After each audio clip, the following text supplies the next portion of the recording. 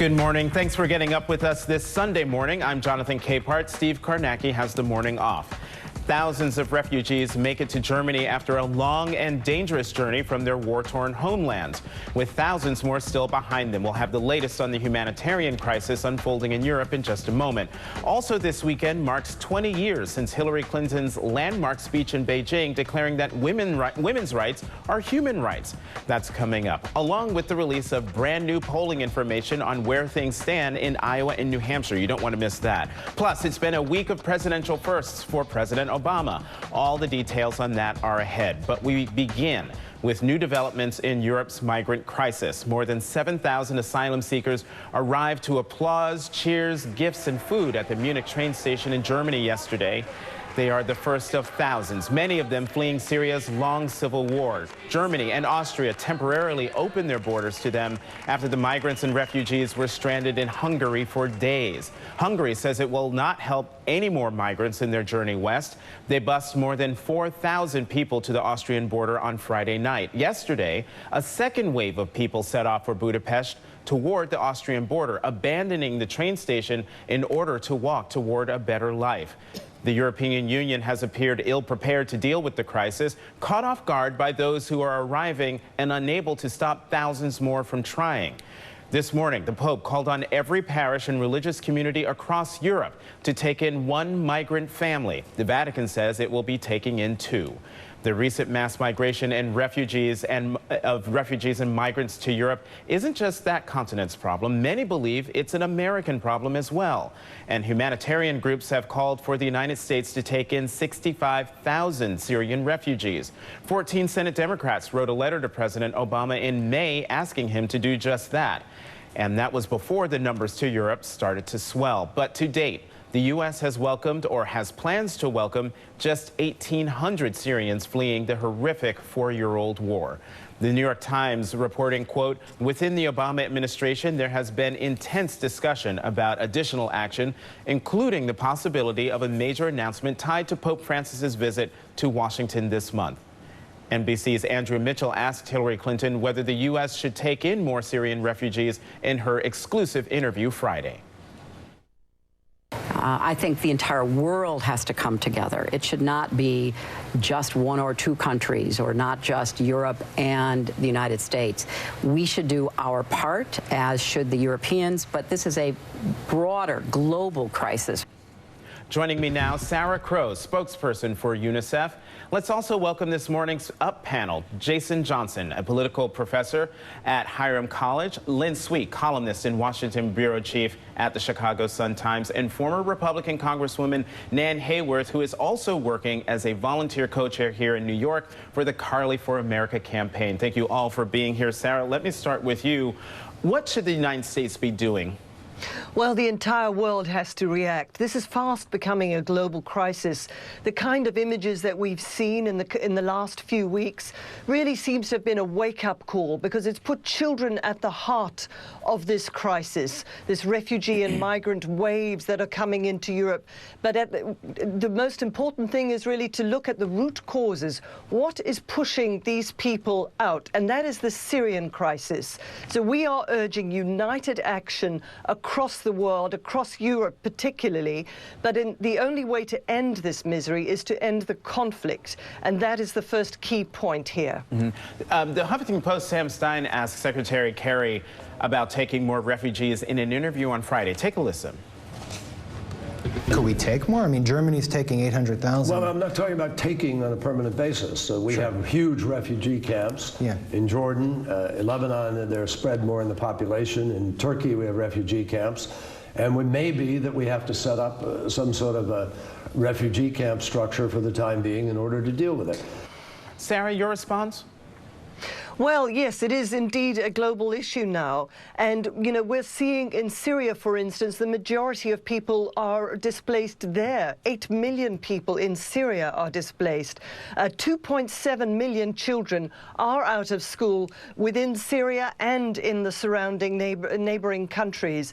So this is engulfing the Middle East and Northern Europe.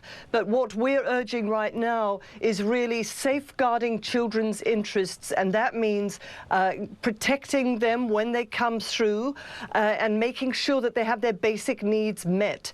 Children have special needs, and they need to be treated first and foremost as children and not as migrants or refugees. Sarah, let me ask you, I'm going to combine two questions into one. The first part is, do you think the European countries can come together with some sort of unified response to this crisis? And the second part of the question is, the Arab world is doing next to nothing about this. Can we get them to do more? Well, actually, it's not true that they're doing next to nothing. The majority of those who are displaced and refugees in the Middle East are going into Lebanon, Turkey, Jordan. They're taking the big bulk of the numbers. But when it comes to children moving in now into Europe, we're seeing a 75% increase in the number of children who are looking for asylum. And of course, they're with their families in the most case. So they need to urgently be taken care of, to be protected, to be schooled if they're at school age, and also just to have their most basic needs met. At the moment, we're seeing children being left often out in the open. These kinds of horrific images really need to, the only way to stop this suffering is really a united action across Europe. And we're coming into the General Assembly soon.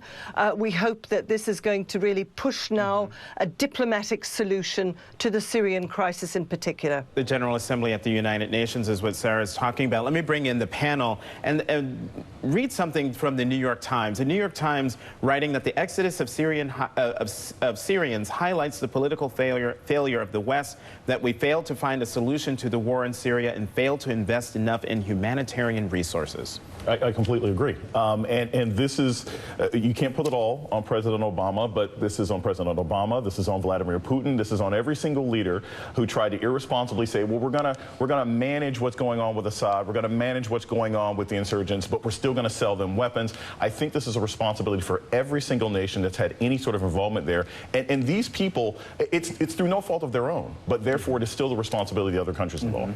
And, I agree with Jason that there's been a failure of leadership on the part of, let's talk about the United States, because we are the world's greatest democracy. We are the defender of freedom. Yet we have pursued a path over the past several years that has essentially largely ignored the pleas of our friends, the friendly democracies that are in the Middle East. Israel, Jordan, the Kurds, democratic, freedom-loving peoples who are in the midst of a developing sectarian crisis, and yet we have empowered, effectively, we are empowering the Islamist theocracy, which foments violence in Iran. And these are fundamentals that have to be addressed. Here's the thing that I keep thinking about as we're talking about this crisis, and especially 4 years ago when it started.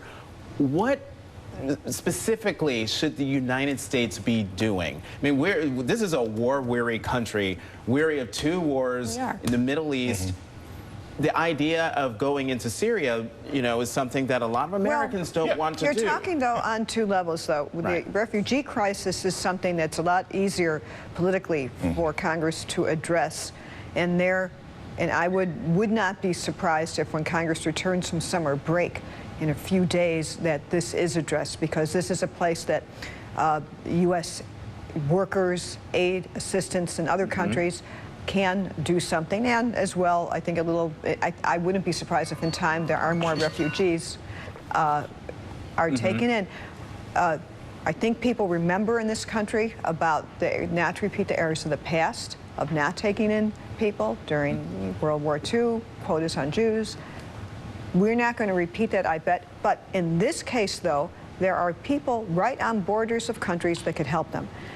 I think for the moment, you can't conflate this with the larger issue of an ongoing, thorny, almost intractable, seemingly, situation in the Mideast. Well, I was thinking about what Sarah had said about getting to root causes, and correct me if I'm wrong, Sarah, when I hear root causes, I'm thinking that you're talking about the conflict between Bashar al-Assad and the folks who are trying to oust him.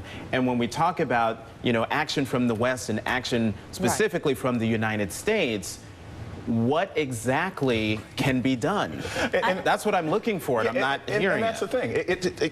You can mention Iran, but the truth of the matter is it's infinitely more complicated than that. Because dealing with Syria also required us to deal with Russia, also required us to deal with China. So we can't just, as you mentioned, Jonathan, we can't just march in to Syria. And the country doesn't have the money, we don't have the resources, we don't have the political will, but we do have to find some way to bring both of these sides to the table in a more consistent fashion, because that's the only way. This kind of instability, these refugees, these migrants, however it is we want to describe them, that will cause instability in other countries, which could be a bigger issue down the road. And Sarah, let me end with you here with just a basic question.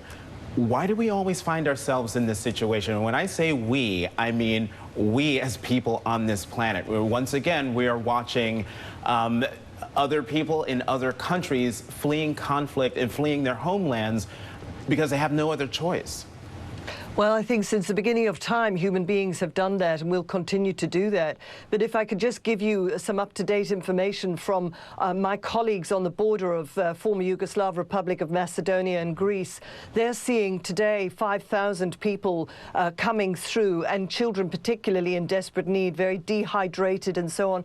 So we're on the ground there with a small operation, bringing in water bladders, psychosocial treatment for children. They don't want to talk about their journey, and they don't want to talk about the war that they've seen, that no child should ever see. So really it's again underlying the need for diplomatic efforts. That is the only way that is going to end the suffering, end the misery in the long term. In the short term, there needs to be united action across Europe and across the Middle East to try and support search and rescue operations, safeguarding children's rights, all of these international agreements that are already there, that all these countries have signed up for, the Convention of the Rights of the Child. It's really about implementing these international principles in a very humane, orderly, dignified way that respects the rights of people who are refugees and migrants.